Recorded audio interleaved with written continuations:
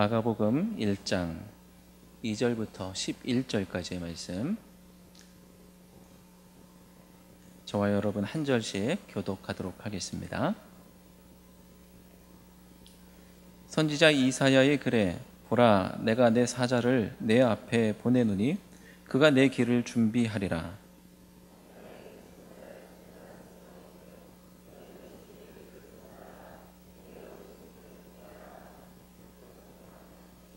세례 요한이 광야에 이르러 죄 사함을 받게 하는 회개의 세례를 전파하니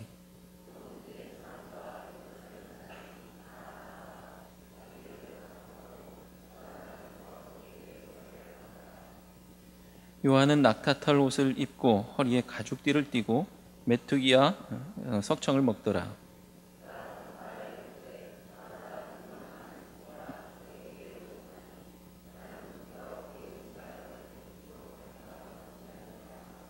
나는 너희에게 물로 세례를 베풀었거니와 그는 너희에게 성령으로 세례를 베푸시리라.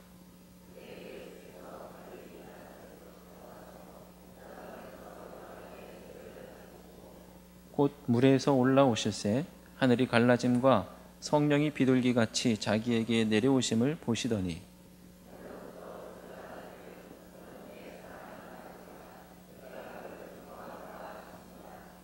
아멘. 할렐루야. 옆나라 일본은 지진이 많이 나는 나라로 알려져 있습니다. 지진이 많이 나서 준비가 되어 있을 거예요. 그래서 조금 흔들려도 조금 흔들리는 정도 가지고서는 아마 별로 신경도 안 쓸 것 같습니다. 대신 지진이 늘 일어날 것이다라는 것을 염두에 두고 생활하고 또 내진 설계 이런 것들을 통해서 잘 대비가 되어 있겠죠. 그래서 큰 지진이 나도 비교적 담담하게 대처하게 될 것 같습니다. 어차피 평소에 준비가 되어 있지 않으면 큰 지진이 왔을 때 우왕좌왕해봐야 소용이 없기 때문입니다. 자, 상대적으로 우리나라는 지진 안전지대로 알려졌었습니다. 하지만 작년에 경주를 흔들어댔던 지진으로 인해서 생각이 좀 바뀌고 있는 것 같아요.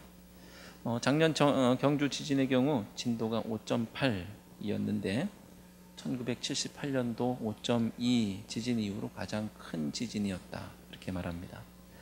지진은 한 번만 크게 흔들리고 마는 것이 아니죠. 전진이라고 있습니다. 본진도 있고요.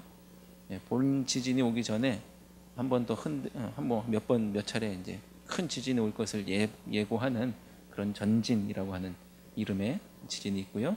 또 본진도 있고 그 이후에 여진이라고 해서 수십 차례 수백 차례 계속 짧은 시간 또는 좀 일정 시간 동안 땅을 흔들어대는 그런 지진이 있습니다.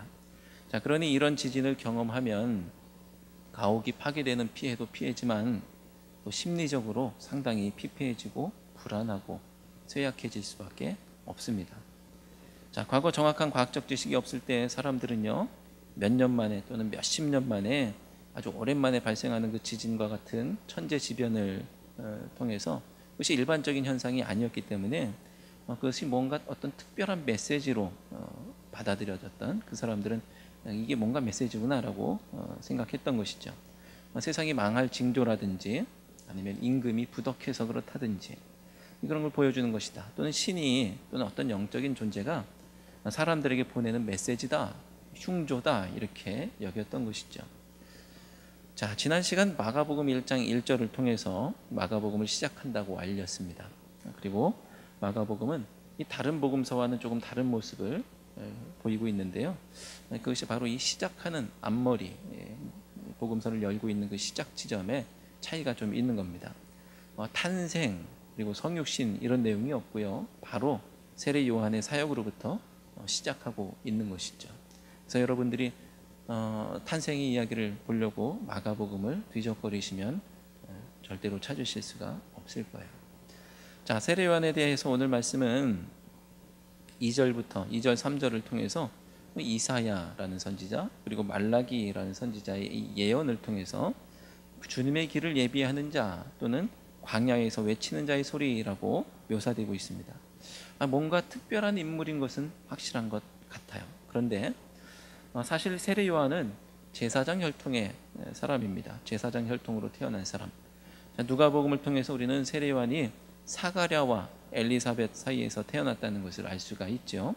그런 모습이 있지 않습니까? 사가랴가 자기 순서가 돼가지고 성전에 들어가서 분향할 때 천사가 나타나서 세례 요한이 태어날 것을 알려줍니다. 그때 그것을 잘 믿지 못했던 사가랴는 말을 하지 못하게 되죠. 당분간. 그런 이야기를 알고 있는데 세례 요한이 태어나는 것에 대한 이야기고요. 그의 혈통이 제사장 혈통이다라는 것을 보여주고 있습니다. 자, 본격적으로 세례 요한의 행적에 대해서 설명하고 있는 이 4절 말씀을 보니까 제사장 가문에서 태어난 이 세례 요한이 지금 성전이 아니라, 제사장은 성전이 있어야 되는데 성전이 아니라 광야에 이르러 있습니다.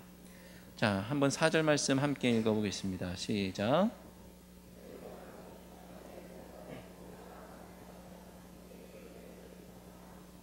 아멘. 자, 여기에도 뭔가 메시지가 있겠죠. 아니, 제사장이었던 그 혈통의 사람이 성전이 아니고 광야에 있다. 이것은 뭐 나중에 살펴볼 수 있을 것 같습니다. 자, 그리고 세례 요한의 의복과 음식을 설명하고 있는 6절 말씀을 보니까 자, 이렇게 설명하죠. 6절 함께 읽어보겠습니다. 요한은 낙타털 옷을 입고 허리에 가죽띠를 띠고 메뚜기와 석청을 먹더라. 아멘. 자, 낙타털 옷, 허리에 가죽띠, 그리고 메뚜기와 석청. 자, 우리는 세례 요한이 왜 이러고 있는지 그 이유를 잘 알지 못하고 있지만 분명히 알 수 있는 것은 당시의 사람들은 세례 요한에 대한 이런 설명, 세례 요한의 모습을 통해서 엘리야라는 선지자를 금방 연상할 수 있었다는 거예요. 왜 그런지는 몰라요. 우리는 이것을 보고 알 수 없지만 당시 사람들은 금방 알았죠. 자, 열왕기 하 말씀을 보면요, 1장에 이런 이야기가 나옵니다. 그 당시 아하시아라는 왕이 병들었는데 이 병이 나을 것인지 누군가에게 물으러 보내요, 신하들을. 이 에그론 신이라고 하는 바알세붑에게 내 병이 낫겠는지 한번 여쭤보고 와라. 그러고 이제 사자들을 보냅니다. 자, 그들을 향해서 어떤 사람이 나타나서 아니, 이스라엘에 하나님이 없어서 이방 신에게 가서 물어보느냐고 그렇게 책망했던 사람이 있는데 그게 엘리야의 모습이죠. 엘리야입니다.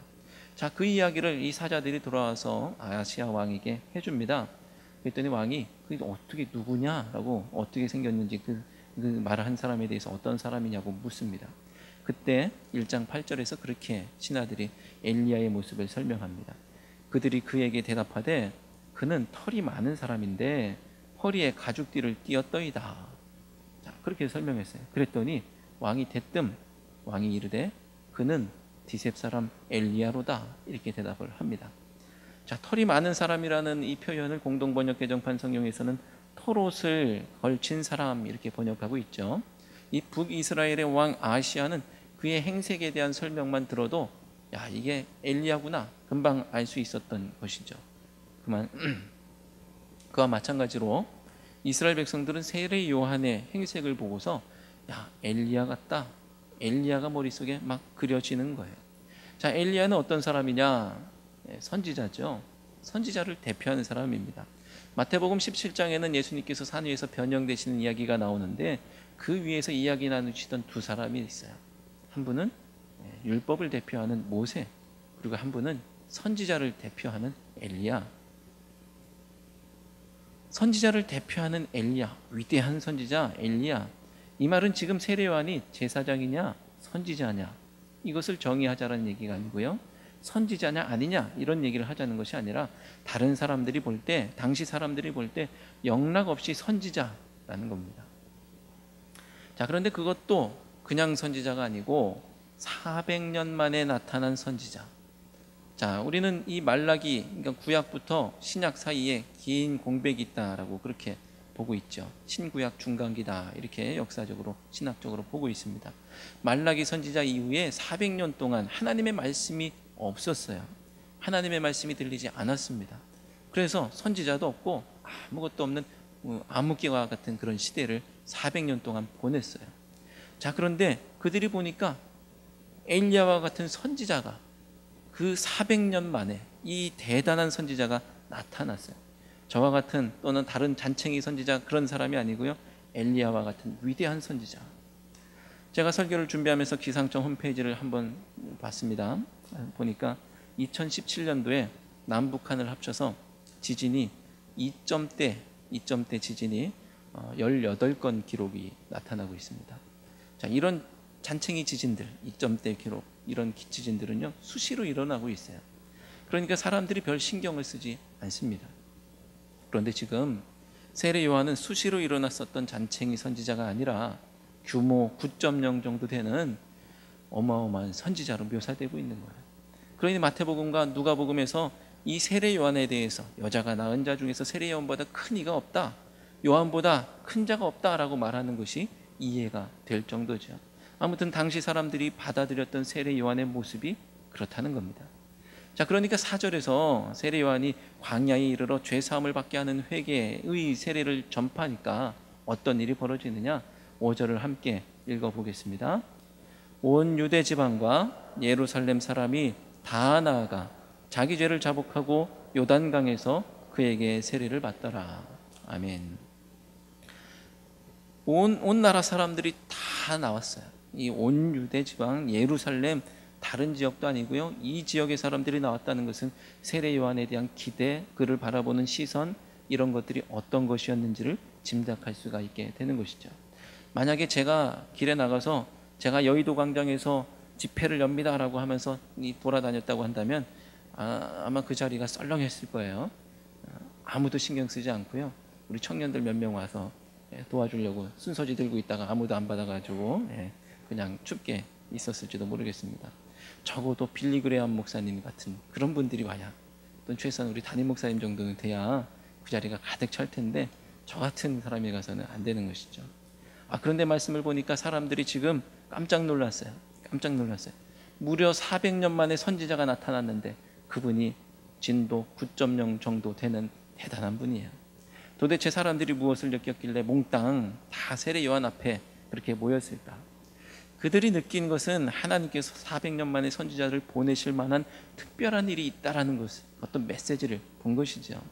우리나라 사람들이 지진을 경험하면서 이건 세상 끝날이 아닌가, 세상 끝날 다 된 것 아닌가, 이런 마음의 심각한 어떤 두려움을 느끼는 것처럼 당시 이스라엘 백성들은 세례 요한을 세상 끝날의 징조로, 이제 오시는 메시아가 이 사람이 아닌가라고 생각하고 하나님 나라가 곧 임할 것 같다라는 생각을 했던 것이죠. 이제 종말이 다 됐구나. 자, 그리고 다 몰려 나와서 자기의 죄를 자복하고 요단강에서 그에게 세례를 받습니다. 다시 봄방학에 들어가긴 했지만 지난 긴 겨울방학이 있었습니다. 방학 숙제는 몰아서 하는 맛이 제 맛이죠. 그래서 저도 그랬었고 여러분도 아마 그러셨을 테고요.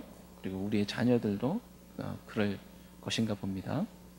방학 내내 일기 좀 썼니? 수차례 묻고 숙제는 했니? 문제는 풀었니? 잔소리를 했지만 30여일 정도 되는 방학이 끝나고 등장하는 진도 9.0의 개학을 앞두고서는 분주해집니다. 아이들의 분주함을 통해서 개학이 코앞에 왔구나라는 사실을 알 수가 있죠. 열심히 공부하는 모습을 통해서는 시험이 코앞에 왔구나라는 것을 알 수가 있습니다. 열심히 준비하는 모습을 통해서 일이 닥쳤구나, 이제, 그런 것을 알 수가 있습니다. 자, 이런 모습을 뭐라고 표현하느냐 하면 모면이라고 합니다. 모면. 그냥 그것만 모면하면 돼요. 본연의 모습으로 살아가는 것이 아니고요, 엉뚱한 모습으로 살다가 그 책임을 모면하면 되는 그런 상황. 이것은 신앙의 본연의 모습이 아닙니다. 세례 요한이 나타났어요. 사람들이 몰려들었습니다. 저는 이 모습이 본연의 모습으로 보이지 않아요. 모면의 모습으로 보입니다. 그들에게 나타났던 징조 때문에 장차 임할지도 모르는 종말, 장차 임할 수도 있는 심판, 그것을 모면하기 위해서 그깟 세례쯤은 못 받을까, 이런 마음으로 그 자리에 바글바글 몰려들었던 것이죠. 오늘날도 예수님을 믿는 것을 하나님의 진노를 피하는 모면 정도로 생각하는, 모면을 위한 수단 정도로 생각하고 여기는 사람들이 있습니다. 이 땅에서의 본연의 삶이야 어떻게 됐든 내세를 준비하는 것으로 여기고 있는 사람들이, 이 믿음이라는 것이 내세를 준비하는 것이지 내가 여기서 어떻게 살든 무슨 상관이냐, 막판에 하면 되겠다. 자, 이것은 신앙이 아니죠. 신앙은 지금까지의 삶이야 어떻게 되든 상관없이 마지막에 심판을 피하면 되는, 모면하면 되는 것이 아니라 하나님 앞에서 날마다 서는, 하나님 앞에 있는 날마다의 본연의 삶이 바로 신앙인 것입니다.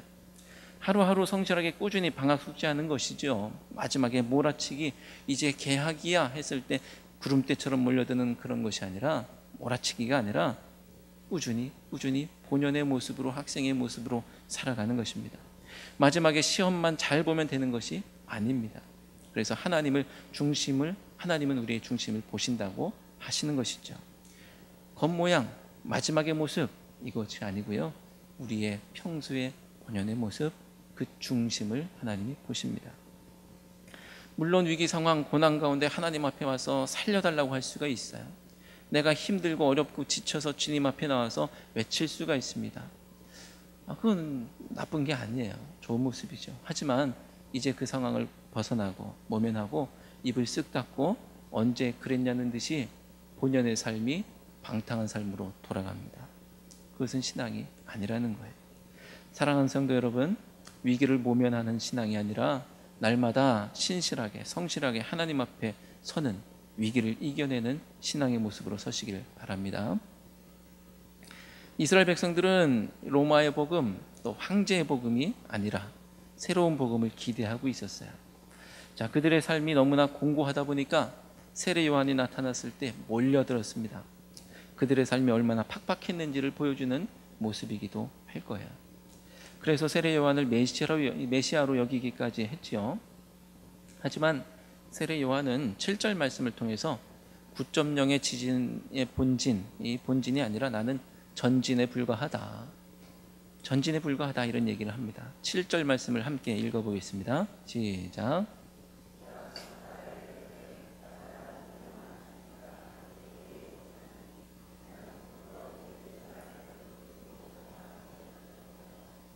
아멘. 자, 예수님이 본진이시다. 당신들이 기다리던 분이 바로 내가 아니고 그 예수님이시다. 나는 예고편에 불과하다. 이렇게 얘기하는 것이죠. 자, 그때 드디어 예수님께서 등장을 하셨습니다. 9절 말씀입니다. 9절 말씀도 함께 읽겠습니다. 그때에 예수께서 갈릴리 나사렛으로부터 와서 요단강에서 요한에게 세례를 받으시고, 아멘. 그리고 이어서 10절과 11절 말씀을 통해서 하나님께서는 예수님께서 본진이 맞다고 확인을 해주시죠. 너는 내 사랑하는 아들이라, 내가 너를 기뻐하노라. 자, 여기서 우리가 주목할 지점은 예수님께서 세례를 받으셨다라는 부분입니다. 이것이 문제가 되는 이유는 예수님께서 죄를 대속해 주실 그런 분으로 이해한다고 한다면 대속의 자격이 있는가라는 물음을 가질 수 있기 때문에 그렇습니다.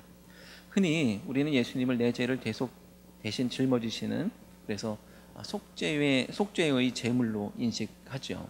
그 제물의 자격은 흠이 없어야 되는 거예요. 구약의 제사의 제도를 통해서 하나님께서 알려주신 것이죠. 흠이 없어야 돼. 자, 그렇다면 이런 대속교리를, 그 틀 안에서 예수님은 세례를 받으시면 안 되는 것이죠. 왜냐하면 뭔가 흠이 있으니까 세례를 받는 것 아니겠냐, 그것을 씻어내야 했던 것 아니냐라는 물음표를 던질 수 있기 때문에 그렇습니다. 자, 그래서 초대교회는 이 사실이 조금 불편했던 것 같아요. 그래서 마태복음에서는요, 요한이 이렇게 말합니다. 요한이 말려 이르되 내가 당신에게 세례를 받아야 할 터인데 당신이 내게로 오시나이까? 라고 세례 요한이 예수님에 대해서 그렇게 얘기하는 장면이 덧붙여져 있어요. 그러니까 이 마가복음에서는 그냥 예수님께서 오셔서 그냥 덜컥 세례 받고 말았는데, 마태복음에서는 좀 마사지를 했어요. 그래서 내가 세례를 받아야 되는데 예수님 저한테 오십니까? 그러니까 읽는 사람들에게 조금 마음의 불편함을 해소해 주게 되겠죠. 요한복음에서도 세례 받으러 나오시는 모습을 이튿날 요한이 예수께서 자기에게 나오심을 보고 라고만 쓸 뿐입니다. 예수님께서 세례 받으셨다라는 직접 표현이 없어요. 자, 하지만 이런 중대한 문제, 이거 그냥 얼버무리고 넘어갈 수 없겠죠. 명쾌하게 짚고 넘어가지 않으면 나중에 이게 자꾸 문제가 되어서 내 믿음을 흔들어 놓을 수도 있을 겁니다. 자, 그래서 이 부분에 대해서 세례의 문제를 대속의 교리로 이해하는 것보다는 죄에 대한 새로운 접근으로 한번 이해해 보자라는 거예요. 자, 죄에 대해서 우리는 일반적으로 이런 생각을 갖습니다. 개인적이고 도덕적인 흠결 없고 또 흠결, 그런 종교적인 흠결, 이런 것들이죠. 죄가 개인적이고 도덕적인 흠결, 이 정도. 자, 그리고 죄에 대한 이런 정의는 신앙의 방향을 결정하는데 우리의 신앙을 자꾸 이 안으로 파고들게 하는 것입니다. 내 안에 흠결이 있으니까 내 안에 그것들을 해결하려고 하는 거예요. 마음에 품었던 도덕적이지 않은 생각들, 그것을 떨치는 것이죠. 더 착해지려고 노력하는 것입니다. 다른 것들은 다 비우고 하나님만 생각해야지, 이런 마음들.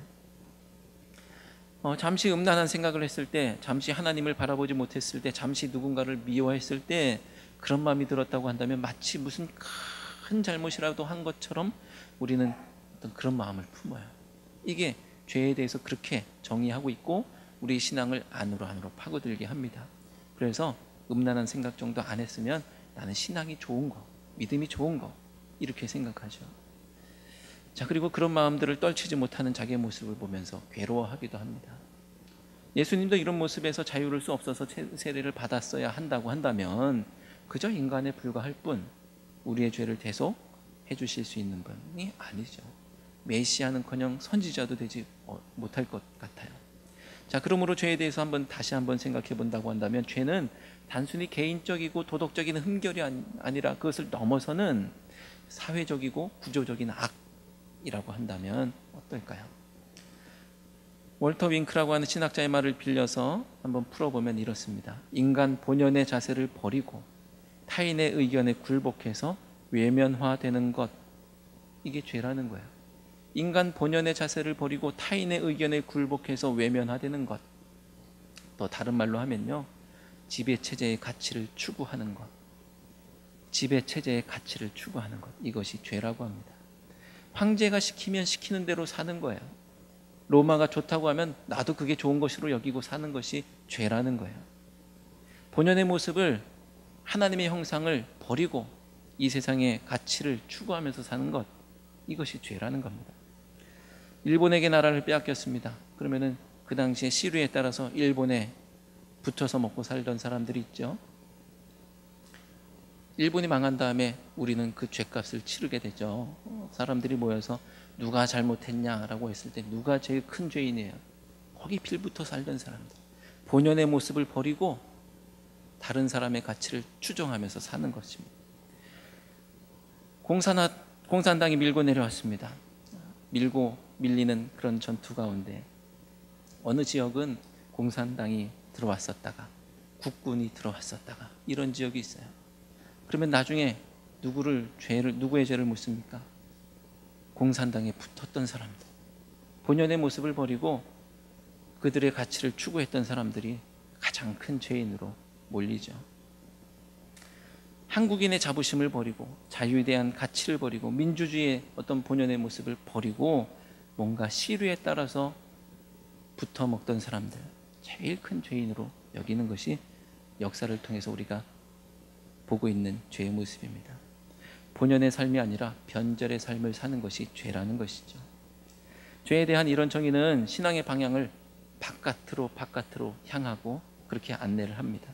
이전에는 어떤 대상을 마음으로 믿고 신뢰하면 됐었는데, 그런데 이제는 믿음은 구체적인 행동에까지 나아가는 가치관이 되는 것이죠. 로마의 가치, 세상의 가치를 따르는 것이 아니라 예수의 가치, 복음의 가치를 따르는 것, 이것이 믿음이 되는 것입니다.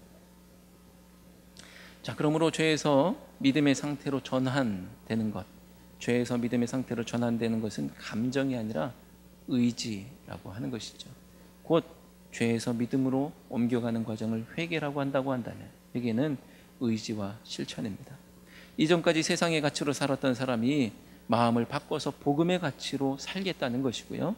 예수님의 세례를 받으셨다는 것은 이제 내가 깃발을 들었으니까 나를 따르라는 선언이 되는 것입니다. 그러므로 믿음은 예수님이 완전하셨으니 불완전한 내가 그분을 믿어서 완전해지는 것, 이것을 넘어서서 예수님께서 그 길을 가셨으니 나도 그 길을 가는 것이 되는 것이죠. 황제의 복음, 로마의 복음이 아니라 하나님의 복음의 깃발을 들 때, 예수님께서 그 복음의 깃발을 드셨을 때 그 요단강에서 올라오셨을 때 하나님께서 기뻐하셨던 것입니다. 내가 너를 기뻐하노라. 모면의 삶이 아니라 본연의 삶을 살 때 하나님께서 기뻐하십니다. 변절의 삶이 아니라 본연의 삶을 살 때 하나님께서 기뻐하십니다. 하지만 마음을 바꿔먹는 것이 그렇게 호락호락한 것이 아니기 때문에, 그런 것이 아니기 때문에 우리는 늘 예수님 앞에 나가야 하는 것이죠. 왜냐하면 예수님은 우리에게 성령으로 세례를 베푸실 것이기 때문입니다. 8절 말씀 함께 읽겠습니다. 나는 너희에게 물로 세례를 베풀었거니와 그는 너희에게 성령으로 세례를 베푸시리라. 아멘. 성령께서 우리의 마음을 감동하시면 세상의 복음을 버릴 용기가 일어나고 예수의 복음, 하나님의 복음으로 일어설 의지가 일어나는 줄로 믿습니다. 세상 가치로 살았던 우리의 죄를 자복하고 하나님 앞으로 나아가시기 바랍니다. 사랑하는 성도 여러분, 오늘 말씀을 통해서 9.0 지진의 전진이었던 세례 요한을 보았습니다. 그리고 본진 예수 그리스도를 만났습니다. 그리고 저와 여러분, 이제는 그 지진의 여진이 되어야 될 줄로 믿습니다. 세례 요한으로부터 시작된 예수 복음의 지진이 이스라엘 땅을 뒤흔들었던 것처럼 예수 복음의 여진들인 저와 여러분이 믿음의 결단을 하여서 이 땅 대한민국을 뒤흔드는 역사가 있기를 바랍니다. 기도하겠습니다.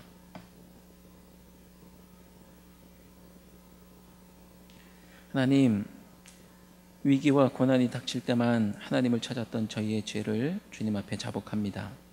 또한 세상 복음을 받아들이고 하나님의 복음을 외면했던 저희의 죄를 주님 앞에 자복합니다. 주님 앞에 나아가오니 성령으로 세례를 베푸셔서 주님의 복음으로 살아갈 힘을 허락해 주시옵소서. 위기를 모면하기 위해 급급한 신앙인이 아니라 하나님 자녀의 본연의 삶을 살게 해 주옵소서. 변절의 삶이 아니라 성도 본연의 삶을 살게 해 주옵소서. 주님께서 깃발을 들고 따르라 하시니 주님만을 따릅니다. 저희가 이 땅을 뒤흔드는 예수 복음의 여진들이 되게 하여 주옵소서. 예수님의 이름으로 기도드립니다. 아멘.